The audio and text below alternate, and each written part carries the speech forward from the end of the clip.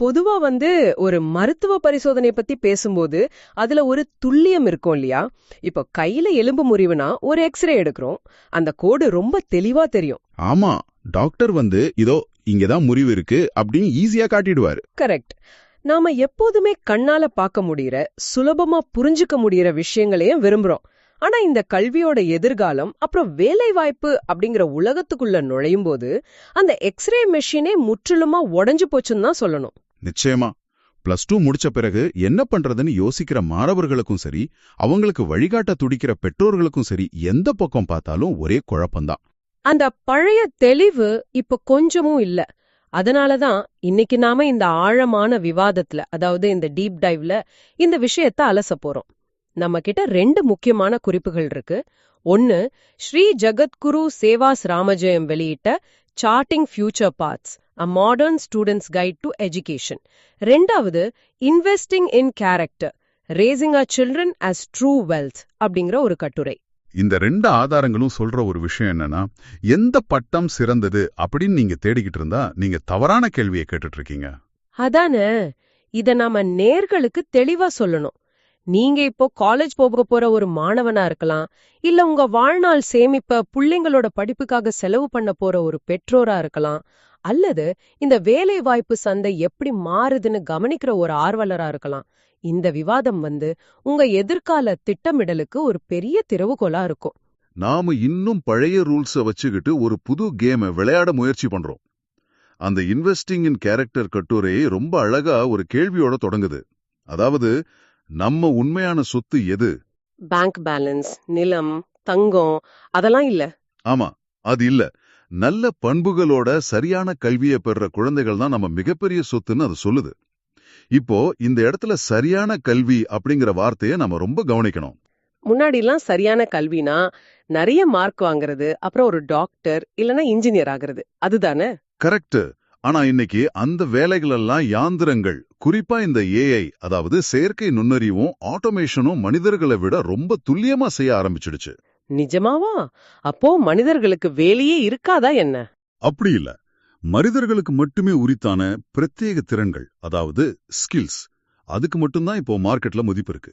இப்ப பாத்தீங்கன்னா digital economy, உலகளாவிய ஃப்ரீலான்சிங், ரிமோட் ஒர்க், இது எல்லாம் சேர்ந்து கம்பெனிகளோட எதிர்பார்ப்பை மொத்தமா மாத்திருச்சு. ஓஹோ, அப்போ எந்த டிகிரி அப்படிங்கிற கேள்வி எந்த ஸ்கில் அப்படின்னு மாறிடுச்சு. இத கேட்கும்போது எனக்கு என்ன தோணுதுன்னா, பழைய வரைபடத்தை வச்சுக்கிட்டு புதுசா கட்டின ஒரு நகரத்துல வழி தேடுற மாதிரி இருக்கு நம்ம மக்களோட மனநிலை. ரொம்ப சரியான ஒரு ஒப்பீடு. வெறும் தியரி படிக்கிற மாணவர்களை விட ஒரு வேலையை பிராக்டிகலா செஞ்சு காட்டுற திறமை இருக்கிறவங்கள தான் இப்போ நிறுவனங்கள் தேடுது. சரி, இத ஒரு நிமிஷம் நிறுத்தி பார்ப்போம். உலகம் மாறிடுச்சு, டெக்னாலஜி வந்துடுச்சு, இதெல்லாம் புரியுது. ஆனா ஒரு நடுத்தர குடும்பத்துல இருக்கிற அப்பா தன்னோட வாழ்நாள் பூரா சிறுக சிறுக சேர்த்து வச்சு தன் பையனுக்கு ஒரு இன்ஜினியரிங் சீட் வாங்கணும்னு கனவு காண்பார். ஆமா, அது ரொம்ப இயல்பான ஒரு விஷயம் தானே. கண்டிப்பா.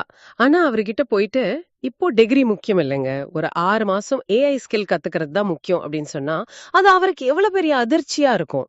பெற்றோர்கள் தங்களுக்கு தெரிஞ்ச, தாங்க பார்த்து வளர்ந்த வெற்றி பாலையை தன் பிள்ளைங்களும் பின்பற்றணும்னு நினைக்கிறதுல என்ன தவறு இருக்க முடியும்?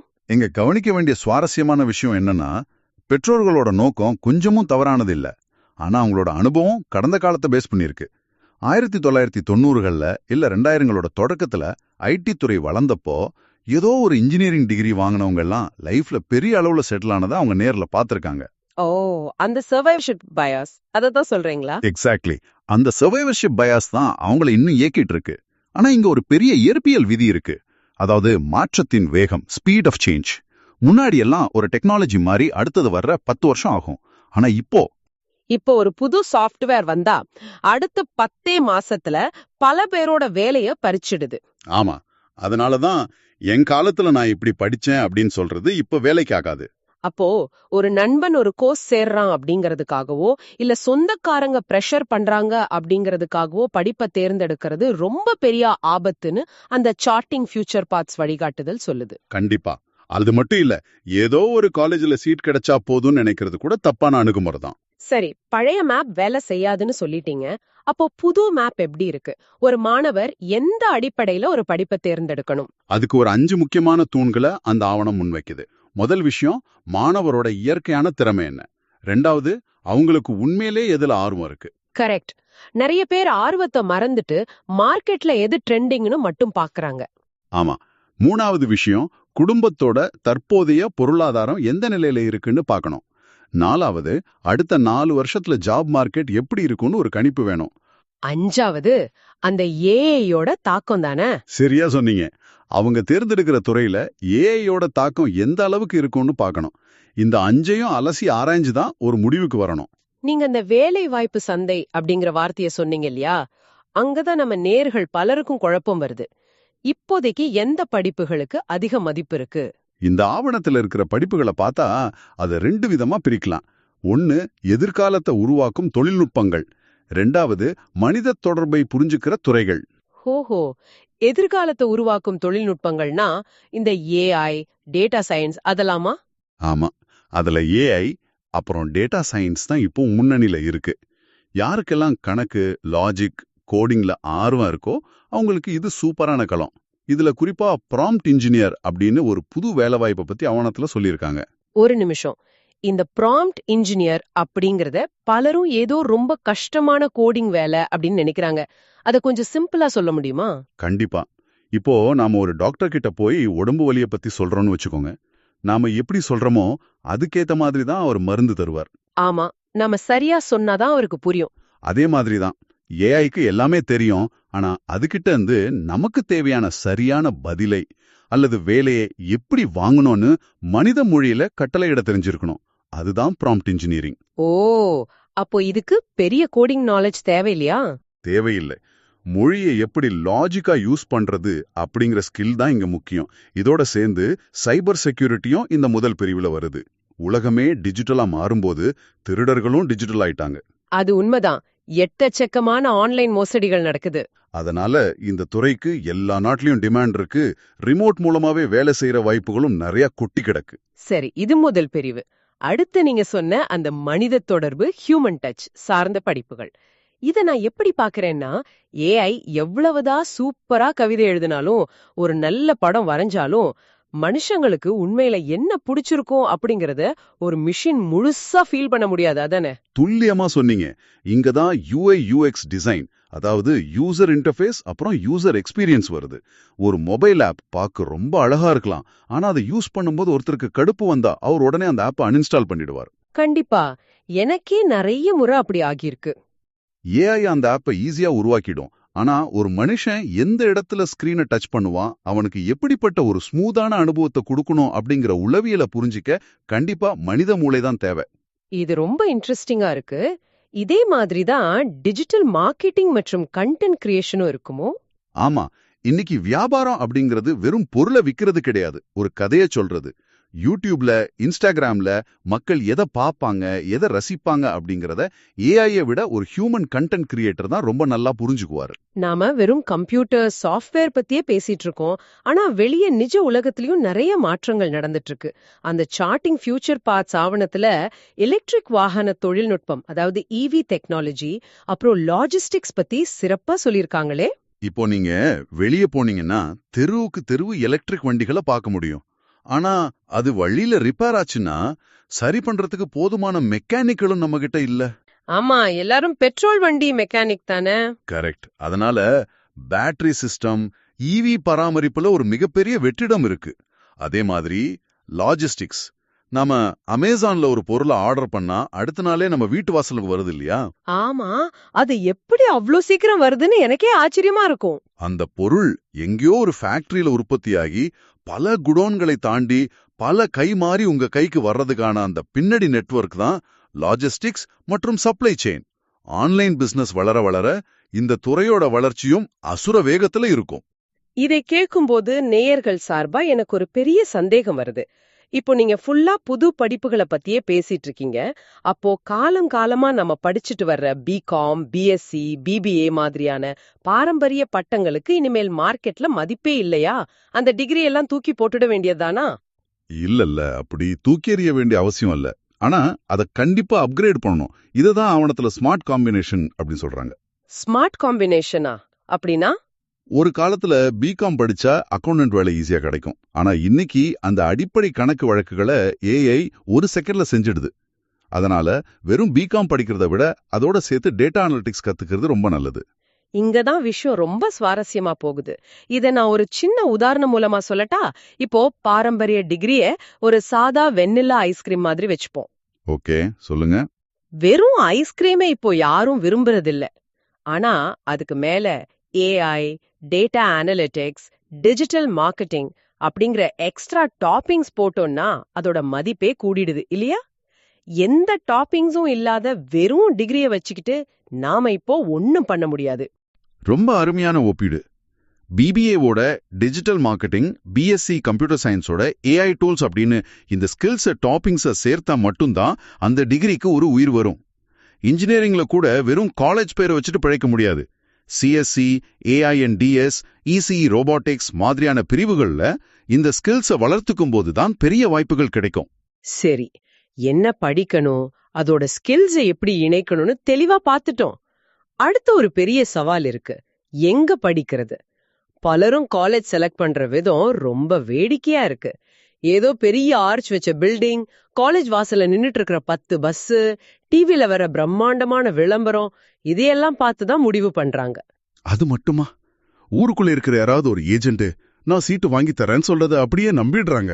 ஆமா, இவ்ளோ லட்சங்களை முதலீடு செய்யற ஒரு முடிவை இப்படி மேலோட்டமா எடுக்கிறது எவ்வளவு பெரிய தப்பு. அது தப்பு மட்டும் இல்ல, ஒரு குடும்பத்தோட பல வருஷ பொருளாதாரத்தையும் அது காலி பண்ணிடும். ஒரு நல்ல காலேஜை தேர்ந்தெடுக்க சார்ட்டிங் ஃபியூச்சர் பாத்ஸ் ஆவணம் ஒரு 6 தெளிவான அளவுகோல்களை தருது. அந்த 6 விஷயங்கள் என்னென்ன? விஷயம், கடந்த 3 வருஷத்துல அங்க நடந்த கேம்பஸ் பிளேஸ்மெண்ட் ஹிஸ்டரி எப்படி இருக்குன்னு பார்க்கணும். முக்கியமா புது டெக்னாலஜி கம்பெனிகள் அங்க வந்தாங்களான்னு செக் பண்ணணும். 1990கள்ல அவங்களுக்கு இருந்த பேரை வச்சு நாம ஏமாந்துடக்கூடாது. கரெக்ட். 2வது விஷயம் என்ன? பேராசிரியர்களோட தரம், ஃபேக்கல்டி குவாலிட்டி ரொம்ப முக்கியம். 3வது இண்டஸ்ட்ரியோட அவங்க வச்சிருக்கிற தொடர்பு, அதாவது நிறுவனங்கள் நேரடியாகவே காலேஜ்க்கு வந்து ட்ரைனிங் கொடுக்கறாங்களான்னு பார்க்கணும். 4வது படிக்கும் போதே இன்டர்ன்ஷிப் போக காலேஜ் சப்போர்ட் பண்ணுதா? அது ரொம்ப முக்கியம். பிராக்டிக்கல் நாலேஜ் அங்கதானே கிடைக்கும். 5வது ஹாஸ்டல் பாதுகாப்பு, குறிப்பா வெளியூர்ல இருந்து போற மாணவர்களுக்கு. 6வது அந்த காலேஜோட அலுமினி, அதாவது முன்னாள் மாணவர்கள் இப்போ எந்த நிலைமையில இருக்காங்க அப்படிங்கிறது. ஓகே, இந்த அளவுகோல்களை வச்சு பார்க்கும்போது தமிழகத்துல உள்ள சில கல்லூரிகளை அந்த ஆவணம் பரிந்துரை பண்ணுது. அத பத்தி சொல்லுங்க. ஆமா, இன்ஜினியரிங்கை பொறுத்த வரைக்கும் Anna university campus, PSG college of technology, SSN, மதுரையில தியாகராஜர் காலேஜ், சென்னையில தனலட்சுமி காலேஜ் ஆஃப் இன்ஜினியரிங், இதுக்கெல்லாம் நல்ல கட்டமைப்பும் வேலைவாய்ப்பு தொடர்புகளும் இருக்குன்னு குறிப்பில இருக்கு. ஆர்ட்ஸ் அண்ட் காமர்ஸ் படிப்புகளுக்கு Loyola college, Madras Christian college, PSG arts மாதிரி கல்லூரிகள் தங்களோட தரத்தை ரொம்ப வருஷமா தக்க வச்சுட்டு வராங்க. ஆனா எல்லா பெற்றோர்களாலும் லட்சக்கணக்கில் செலவு பண்ணி இந்த பெரிய காலேஜ்கள்ல சீட் வாங்க முடியாது இல்லையா? ரொம்ப குறைந்த செலவுல, ஆனா அதே நேரம் இப்போ நீங்க சொல்ற இந்த ஏஐ உலகத்திலயும் டிமாண்ட் இருக்கிற மாதிரி மாற்று வழிகள் ஏதாவது இருக்கா? கண்டிப்பா இருக்கு. முதல்ல எல்லாரும் இன்ஜினியரிங் படிச்சுதான் ஆகணும் அப்படிங்கிற மாயில இருந்து நம்ம வெளியே வரணும். ரொம்ப குறைந்த செலவுல சீக்கிரமா வேலைக்கு போக பாலிடெக்னிக் ஒரு சூப்பரான சாய்ஸ். 3 வருஷத்துல ஒரு தொழில் கத்துக்கிட்டு உடனே வேலைக்கு போயிடலாம். ஆமா, அதை விட முக்கியமானது ஐடிஐ. ஏஐ வந்து எல்லாத்தையும் செஞ்சிரும் நாம நினைச்சாலும் ஒரு ஏசியை ரிப்பேர் பண்ணவோ, எலக்ட்ரிக் வண்டியோட ஒயரிங்க சரிபாக்கவோ, ஒரு சிஎன்சி மெஷினை ஆப்ரேட் பண்ணவோ கண்டிப்பா ஒரு மனிதன் தானே தேவை. உண்மைதான், அதெல்லாம் ரோபோட் வந்து பண்ணாது. அதனால இந்த மாதிரியான திறமையான டெக்னீஷியன்ஸ்க்கு இன்னைக்கு பல ஐடி ஊழியர்களை விட மார்க்கெட்ல அதிக சம்பளமும் தேவையும் இருக்கு. இது தவிர கூகுள், AWS, மெட்டா மாதிரி பெரிய கம்பெனிகளே நிறைய ஆன்லைன் சர்டிபிகேஷன் கோர்ஸ்களை நடத்துறாங்க. ஓ, அந்த ஆன்லைன் ஸ்கில் சர்டிபிகேஷன்ஸ், அதுக்கு ஃபீஸ் ரொம்ப கம்மியா தானே இருக்கும்? ரொம்ப கம்மி தான், சில நேரங்கள்ல ஃப்ரீயா கூட இருக்கு. இதை செஞ்சு முடிக்கிறது பல நேரங்கள்ல ஒரு சாதாரண டிகிரியை விட பெரிய கம்பெனிகளால அதிகமா மதிக்கப்படுது. நிதி திட்டமிடல் பத்தி பேசும்போது அரசு மற்றும் தனியார் தரப்புல நிறைய உதவிகள் இருக்குன்னு ஆவணத்துல சொல்லியிருக்காங்க. அரசு தரப்புல முதல் தலைமுறை பட்டதாரி சலுகை, அப்புறம் சமூக அடிப்படையிலான ஸ்காலர்ஷிப்லாம் இருக்கு. ஃபவுண்டேஷன் ஃபார் எக்ஸலன்ஸ், வித்யாசாரதி மாதிரி தனியார் அமைப்புகளும் நிதி உதவி பராங்க.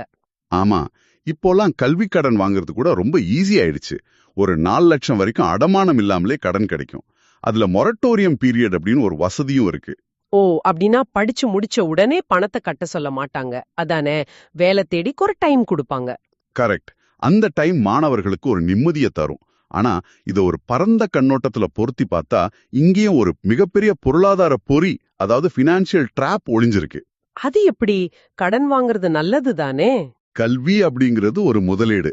அதுக்கான ரிட்டர்ன்ஸ், அதாவது ROI நீங்க வாங்குற சம்பளத்துல தான் இருக்கு. மார்க்கெட்ல வேலையே கிடைக்காத, இல்லைன்னா ரொம்ப குறைஞ்ச சம்பளம் கிடைக்கக்கூடிய ஒரு படிப்புக்காக வெறும் அந்த காலேஜ் விளம்பரத்தை பார்த்துட்டு 10 அல்லது 15 லட்சம் கல்விக் கடன் வாங்குறது ரொம்ப ஆபத்து. கண்டிப்பா. மாசம் 15,000 சம்பளம் வாங்கிக்கிட்டு எப்படி கடனுக்கு மாசம் 10,000 EMI கட்ட முடியும்? அது அவங்க வாழ்க்கையே அடுத்த 10 வருஷத்துக்கு முடக்கிடும். எக்ஸாக்ட்லி. அதனால வேலை வாய்ப்பு, அதாவது எம்ப்ளாயபிலிட்டி இல்லாத ஒரு கோர்ஸுக்காக பெரிய கடன்கள் வாங்குறத கட்டாயம் தவிர்க்கணும். ஆக, இவ்ளோ நேரம் நாம பேசினதெல்லாம் உணர்த்துவது என்ன? சிறந்த காலேஜ், சூப்பரான படிப்பு, இதெல்லாம் தாண்டி ஒரு தனி மனிதனா நீங்க மார்க்கெட்ல ஜெயிக்கணும்னா ஒரு முக்கியமான மைண்ட் செட் ஷிஃப்ட் தேவைப்படுது.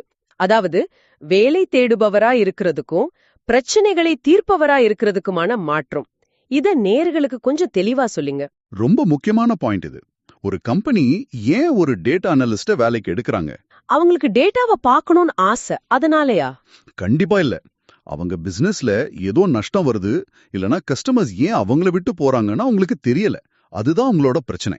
நீங்க அந்த டேட்டாவை ஆராய்ஞ்சு, பாஸ் இதனாலதான் உங்களுக்கு நஷ்டம் வருது, இதை இப்படி சரி பண்ணலாம் அப்படின்னு ஒரு தீர்வை முன்வைக்கணும். அப்போ நாம வெறும் வேலையாள் கிடையாது, அவங்க பிரச்சனையை தீர்க்கும் நபர், ப்ராப்ளம் சால்வர். ஆமாம்.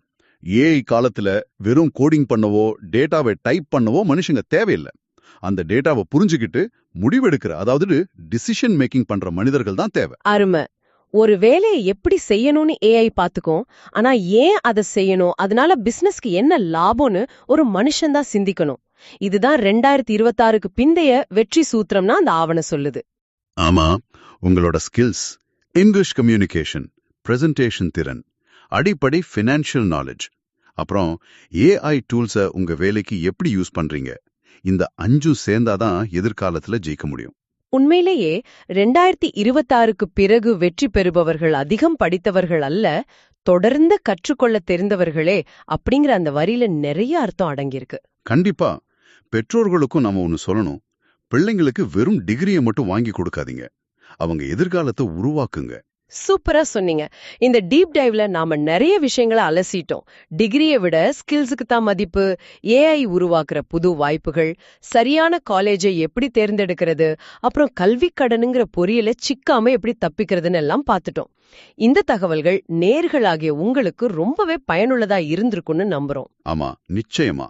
விடை பெறுறதுக்கு முன்னாடி நீங்க சிந்திக்கிறதுக்காக ஒரு முக்கியமான கேள்வி. ஒரு காலத்துல காலேஜ் முடிஞ்ச உடனே அப்பாடா படிப்பு முடிஞ்சதுன்னு நிம்மதி பெருமூச்சு விடுவோம். ஆனா இனி வரும் காலத்துல கல்வி முடிந்து விட்டது அப்படிங்கிற கான்செப்டே இல்லாம போயிட்டா என்ன பண்றது? ஆமா, ஒரு முறை பட்டம் வாங்குறதோட நிக்காம மார்க்கெட்ல உங்களை நிலை நிறுத்திக்க ஒவ்வொரு 5 வருஷத்துக்கும் ஒரு முறை உங்களை நீங்களே மறுபட்டம், அதாவது ரீகிராஜுவேட் செஞ்சுக்க வேண்டிய கட்டாயம் ஏற்பட்டா என்ன ஆகும்? அப்படி ஒரு நிலைமை வந்தா இன்னைக்கு நீங்க கத்துக்கிற விதத்தை அது எப்படி மாத்தும்? இத பத்தி கொஞ்சம் ஆழமா சிந்திச்சு பாருங்க. உங்களின் தொடர் கற்றல் பயணம் சிறக்க வாழ்த்துக்கள். மீண்டும் அடுத்த பதிவில் சந்திப்போம்.